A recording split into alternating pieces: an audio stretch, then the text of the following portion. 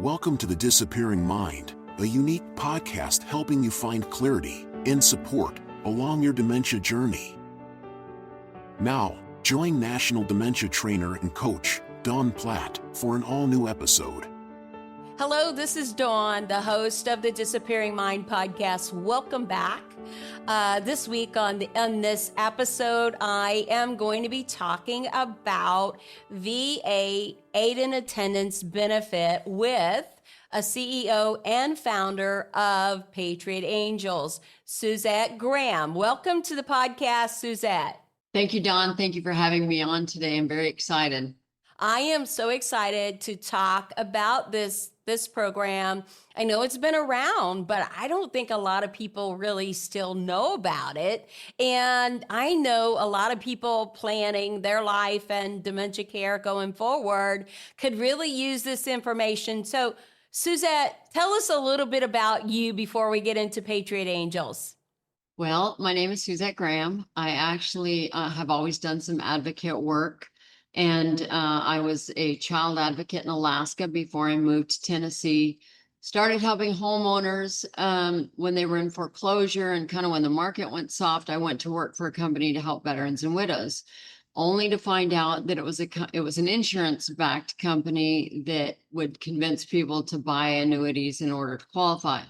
So I thought, I really don't want to be a part of that. And it just so happens that the COO of Brookdale had stopped by and left his card at the time.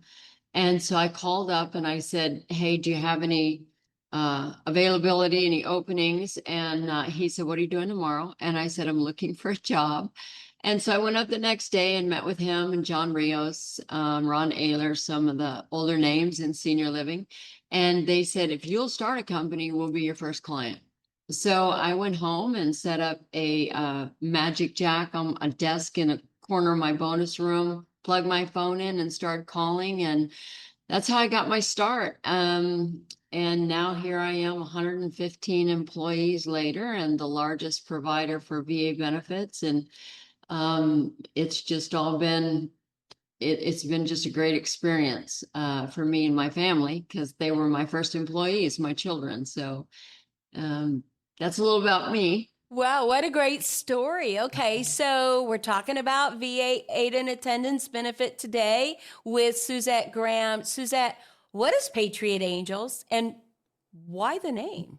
Well, somebody asked me that the other day, and I thought, because it started out I thought, well, Patriot Advocates, but that's kind of a word that everybody uses. And so I thought, you know what, why not just be that help that we need, right? And that's kind of how I came to Patriot Angels, because we want to be the help that veterans and widows and their families need. We want to be the ones that can come in and assist them without trying to sell them annuities, without trying to manage their money, there's no side benefit for us other than to help our veterans and widows get their benefits they earn, they deserve. And so that's kind of how the name came up. I started the company, like I said, in 2012 from the bonus room in my garage, just simply to help veterans and widows get the aid and attendance benefit that they deserve through the VA.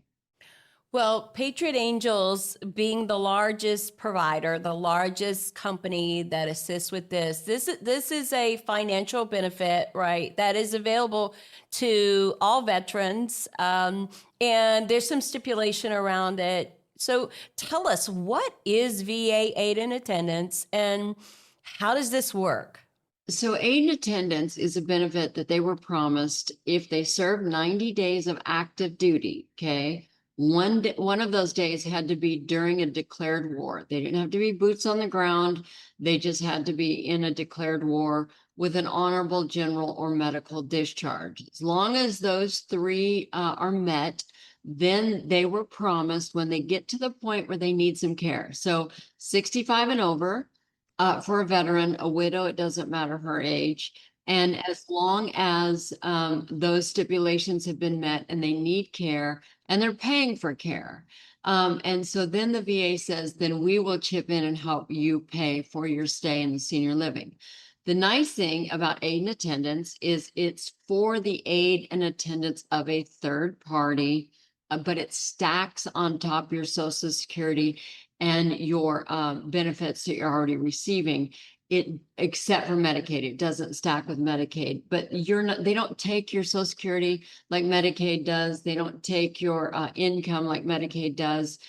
They stack it on top. So now it's a very sizable benefit. It's over $2,300 a month for a veteran, over $2,700 a month for a married veteran, and it's over $1,500 a month for a widow of a veteran. So that's to add on so that to help them pay for their care when they're at that place in their life when they are looking to move into senior living or memory care or in-home care, whatever the need is, as long as they're paying for care, the VA will chip in and assist. So veterans have a lot of benefits. I obviously come from a family of veterans, mostly Navy, some Marines. But how is this benefit different from other VA program benefits? So there's really two kinds of benefits. There's service connected, which means something happened during your service time. You got injured, your hearing, things like that. That's called a service connected benefit. You had to have been injured to get that. This is called a non-service connected, meaning you just had to have served. And so it's very minute compared to the service connected. The service connected is the one that most people go after. And so this is kind of a very small niche, if you will, benefits. Therefore, it makes it harder to get because it's not as easily known how to do the paperwork, how to file for it, how to, answer questions to the VA. So it's kind of a very smaller niche benefit, if you will. Which is a shame because right now there's over 12 million veterans and widows over the age of 65 that could be eligible. I'm not saying they are, but they could be, right? And yet there's only 130,000, a little more than 130,000 people getting it. That's it. And so that lets you know, A, they don't know about it. B, they don't know how to get it once they do know about it. Wow. That's a real deficit when you look at those numbers, Suzette. How does Patriot Angels guide people through this process? And hopefully they'll listen to the podcast and maybe some of those numbers will increase. But walk us through what you do for families and, how this kind of works from start to finish. Sure, absolutely. So a client will call us. Generally, it's the client's child will call us and we'll take a brief questionnaire. And that questionnaire is questions. It's never invasive. We don't ask Social Security numbers, bank statements, anything like that. We just ask, when's the service time? Do they qualify? We want to see, is this a good candidate? If they are, we will tell them. If they're not, we will tell them they're not. You have too much money in the bank, which there is other qualifiers there we can talk about. Or you divorce the veteran if it's a widow. You don't have the service time that the VA requires. That's a big one. And we'll know up front. Now, if they look like they're a good candidate, we'll move them to the next step. And that's to a benefit advisor that will, in fact, go through all that again, because it's amazing how much information they find between call 1 and call 2. And so we will go through that again. And if they are still a good candidate, then we'll send them over to our legal team. There is a fee. I need you to know that for our legal team. It is $1,495. It's a one-time fee, flat fee. But for that, we do what's called a long-term care assessment. That assessment is a 16-page plus assessment on all things that they could be eligible for, as well as all their financials. And we send that assessment to them when we're done. It's about an hour call with the legal team. After that, if they want us to apply for the benefits for them at no additional fee, we will then send them to a claims coordinator who will start walking with them. This is the hard part, and I'm just going to be real honest with you. People get real frustrated because the VA requires documents in order for us to get this benefit. Documents we can't get. We can't get their Social Security letters. We can't get their bank statements. Those are things that they can get for us. And once we have those, we put together a plan, right? And we sends to the VA and says, VA, this is the roadmap of evidence for this client and why they are eligible. It's not a one size fits all. It's not I was on a boat, there was a bomb went off, I lost my hearing. It's not that. It's they have a 401k, they closed out a bank account, they've been married and divorced 3 times. Every single one is different. And you have to know what forms to send to the VA for every single one of those things. So once we make the evidence, we put it all together, then we make the application and we submit it ourselves straight through a portal that we have that goes straight into the VA's portal so we can track it. Now we can see the application, whose desk's it on, where is it at in the process, is it moving, and we check it. We follow it through. Our average time to approval is, well, right now it's 93 days. We tell people anywhere from 90 to 120 because that's the VA's average for our claims. But right now it's 93 days to approval on our claims on average. Wow, that's a lot. I mean, it's not something that somebody could navigate by themselves, I wouldn't think, especially with the VA. So, what are the common mistakes and misconceptions that families have when applying for aid and attendance? That they can get the 5-page application, just fill that in, send it in, and get approved. You know, I got a breakdown yesterday, and the time on there's 2 different paths for an application. One is fully developed and one is standard. A standard application means all the evidence was not sent in at the first time. Those applications take 6 to 9 months for the VA to make a decision, meaning they're going to send it back to the client and say, hey, you didn't send us everything.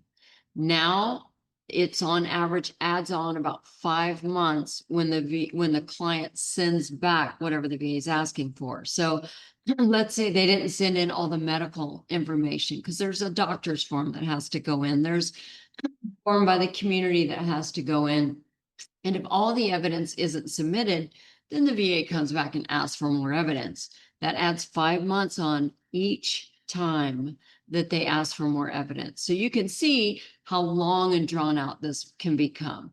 Then if they choose to appeal it before the VA, that's a 1 to 3 year process to do it that way. So we don't appeal. We do answer questions for the VA, but we know exactly who to send the answers to and how to get it back in line to get it adjudicated quickly. Well, anybody, again, that's dealt with the VA would know that your timeline is actually pretty quick to be able to do that. So let me ask you this. So, I have a lot of experience in senior living. I am a clinical person as well as a, dementia professional, but for long-term care insurance, there's a lot of medical stipulation around activities of daily living and how many you need. Is there anything like that as far as requirements for this benefit when it comes to assisted living or memory care? How much care they require? If they are getting in-home care, it's required that they're getting at least 2 ADLs. Bathing, dressing, transferring, feeding, toileting, at least 2 within home care. If they are in a community that has custodial care, meaning 24-hour staffing that will respond to a call for help, then that's considered custodial care and there are no needs for ADLs. Now, obviously that's added evidence that you can add, but I will tell you dementia and memory care are automatic approval for aid and attendance. However, that's not the only thing you can send in. You then have to send in proof that you're paying for care. And so there's different ways to do that as well. So you talked about, and we didn't cover this. So this benefit covers home health, private care, and assisted living and memory care? Yes. Yes, it does. Okay, all of those. Okay, that's good for Yep. the audience to know. I think that, and you need to be active, right, with your agency or your care. That you need to be active in order to have that in place and to apply for the benefit. That's wonderful. That's exciting. So, how many families would you say that you work with overall who access this that are dealing with dementia? Any idea? I don't know a number, but it's very high. We're almost at 28,000 approvals. We have quite a pool to pull from. And I will tell you, it's a very high number that has dementia or Alzheimer's, and are looking for memory care. And it's kind of disheartening because we're all looking at it for our golden years, right? And so you've got all these family members they're distraught. They don't know what they're going to do. They're worried about their parents. They don't know how they're going to pay for it. They don't know, they've never had to deal with this before. It's quite effective. It has quite an effect on families, and it's very sad. How do these families get to you? It almost sounds like, it's difficult. It doesn't sound like it's improved over the years. Who refers them, or who tells families that this even exists? Is this through their VA? Are doctors well versed in VA aid and attendance, or how in the world do they even access your service? Majorities of ours come from senior living communities. Which is sad because that's when they're finally moving in somewhere. And then a community will give them our brochure and say, hey, there might be this benefit you're eligible for. It would be nice if there were other outlets like this one. I'm excited about being on your podcast today. We do need to get this word out. We do need to help more veterans and widows get this benefit. I will tell you, I had the opportunity to meet with the Secretary of the VA briefly. He asked me for help on making this application easier.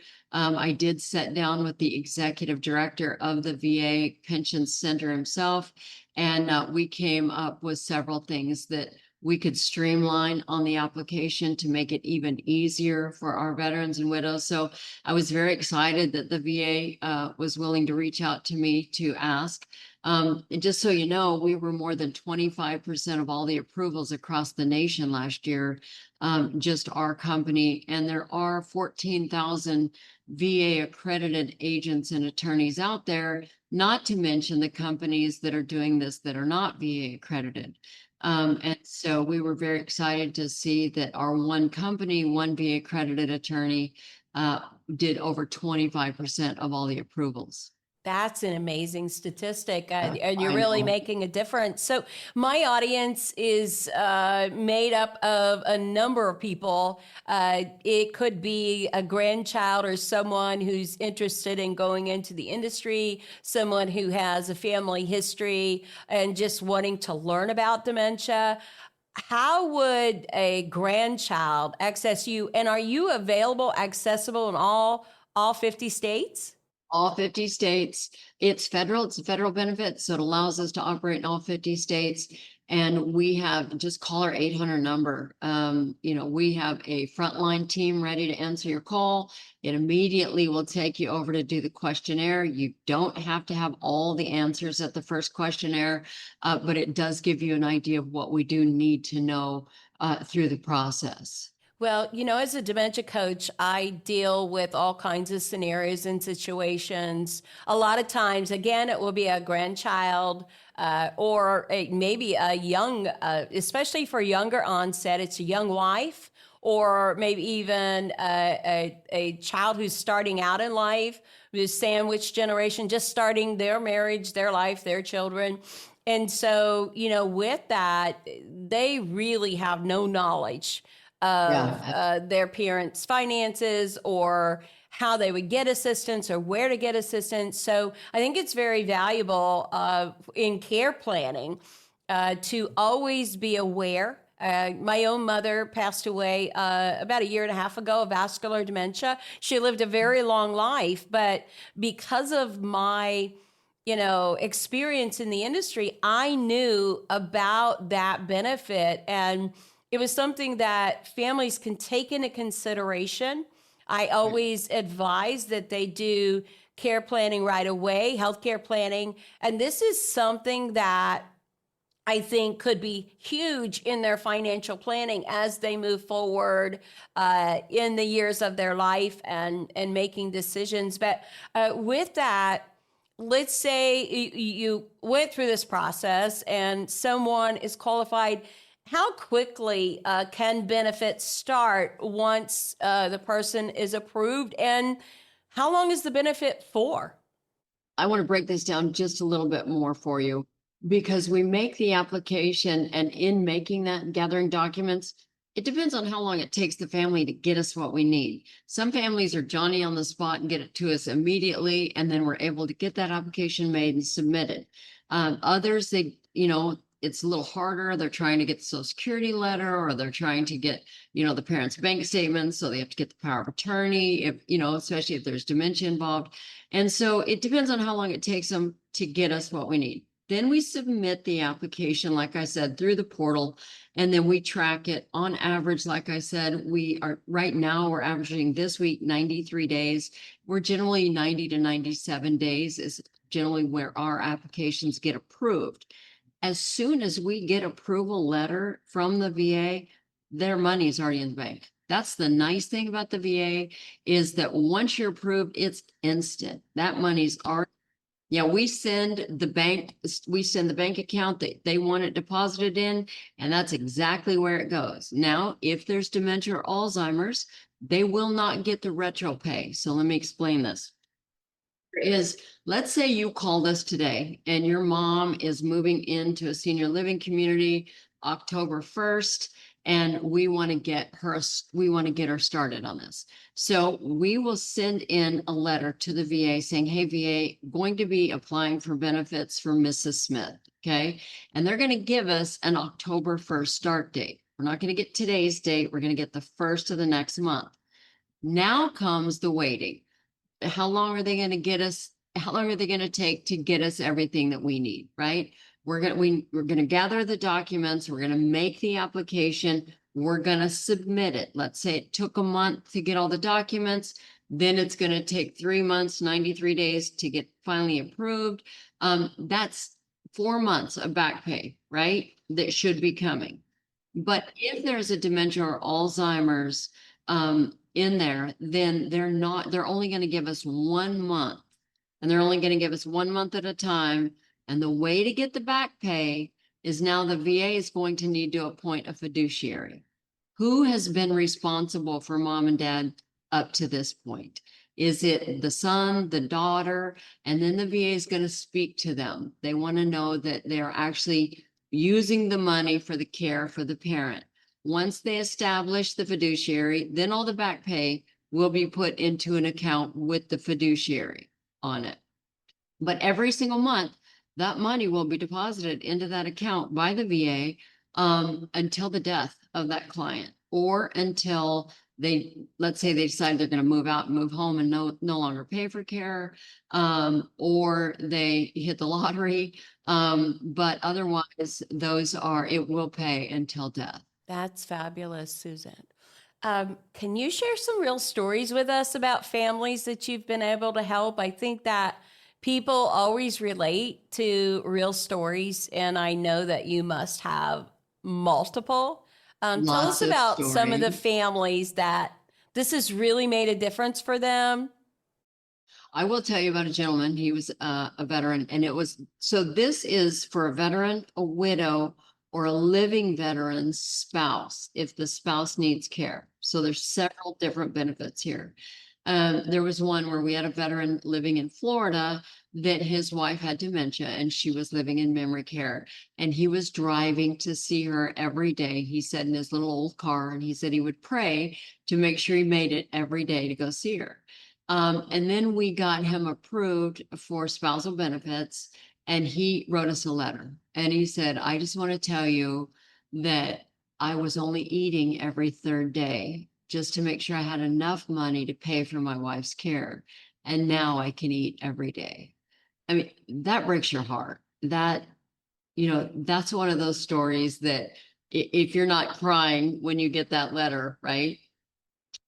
We have another one that the daughter was getting benefits for the mom. The mom was a widow, and she was telling us her dad was a prisoner of war, and he had been gone for 6 years, and they assumed him dead. And then one day his mom got a telegram saying, I'm alive. Sorry. And you're the reason I'm alive. So, we hear the best stories. I mean, the best stories. From people that have been in the Olympics, I mean, we've served so many different families. We have amazing stories.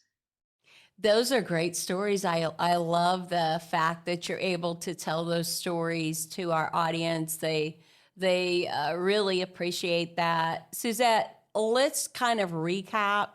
You have put a lot. You even said something that I didn't realize, so I want to highlight that. You said a living veteran spouses need care, that they can apply for the spousal benefit even though they don't need care. Is that Yes. correct? Yeah. Yeah. It's a veteran with a dependent. A So, yes. veteran with a dependent. Yeah. That is Yeah. really good information. Let's recap it. I want you to tell people how they can reach you, how they can access this. I want people get a pen and piece of paper, or record it, whatever you do, replay the podcast. But let's just go over those benefits again, and especially the amounts. I think that that's really important. People that are facing care of any type know it's expensive. But memory Right. care is more expensive. It can range anywhere from $4,000 to $10,000, $12,000 a month in a memory Right. care community, depending on the size and the geographical location of the care you're getting. Home health care or private duty is astronomical, often even more than that, depending on the amount of care. 24-hour care that you're getting. These costs add up very quickly. I think there are a lot of unpaid caregivers for a number of reasons. Families are dedicated, but more than that, families don't have the money to spend or don't know how to go about it. And this benefit is one of those things that veterans deserve, that veterans have earned, that their families who have been dedicated to them and they have served also deserve. And so let's highlight that. I want my audience to hear what you have to say. I want them to be able to access you, the largest provider of assisting people for VA aid and attendance, Patriot Angels in the United States. Suzette, give us a recap so that people can truly hear. I'm sure that this podcast is going to be very popular. So they have to be 65 and over or 100% unemployable, meaning if they do have younger stage dementia or Alzheimer's set in before 65, they are still eligible. I just want to make sure they know that. 90 days active duty, 1 day during a declared wartime with an honorable general or medical discharge. They have to be paying for care. And then there are also financial restrictions. And we look at those with you. We tell people don't call because if you think you have more money than the VA allows, because there are things like how many names are on the bank account, how long have they been on the bank account as owners, how many people own the accounts. So we look at those kind of things with the family, and we'll let you know in a simple phone call. There's no charge for those phone calls at all in the beginning to see, are you a good candidate or not for this? We are the largest private company that does this. Of course, there are your VSOs, your VFWs, American Legions, things like that, that you can also go to, and they're absolutely free. A little harder to get done than coming through our service. Again, there is a fee for our long-term care assessment. So people do need to know that when they call. But we're here to help. We're here to help you. Obviously, I have to pay my staff. And so we're here to help you get this benefit so that you can pay for your care for your parents. So that's the breakdown. The amounts, a married veteran is over 27.95. Right now for a single veteran, it's 23.58. And for a widow, it's 15.15 a month. Those numbers do go up December 1st when Social Security goes up. If it goes up 3%, that number goes up 3%. So we are definitely looking for an increase coming up pretty soon in these benefits. Great. How do we get a hold of Patriot Angels? How do we access that no matter where we live in the United States? Tell our audience how they reach you. It's a toll-free number, 844-757-3047.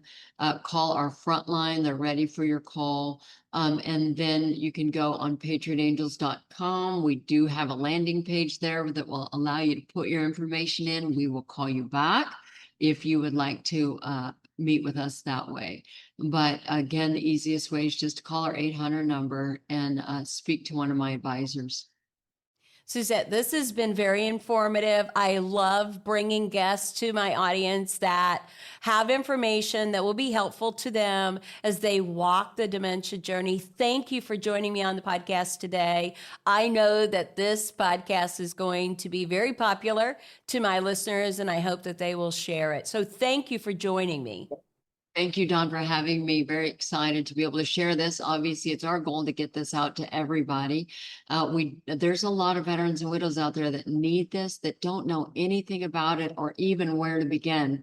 And that's what we do. We're here to help them. We're here to walk through this with them, hold their hand through the process. It's not easy, but we will be there all the way until they're approved, until the end. Absolutely. To my audience, I hope that you have gained some real knowledge for your dementia care planning and your dementia journey. I feel like that this is a very valuable podcast and information for you. If this has benefited you or you know someone that this could benefit, please like, share this podcast with others. Please subscribe to the podcast. Visit us on Facebook, on YouTube, on all media platforms. But this is from the bottom of my heart. I hope that this podcast brings value to you. It is my passion and my life's desire is to assist people who walk through the dementia journey. Until next time, this is Dawn Platt. Make it a memorable day. Thank you for joining us for the Disappearing Mind podcast. We hope it's helped you find clarity and support along your journey. Be sure to subscribe to never miss an episode, visit our website to suggest future topics, and share the podcast with friends and family.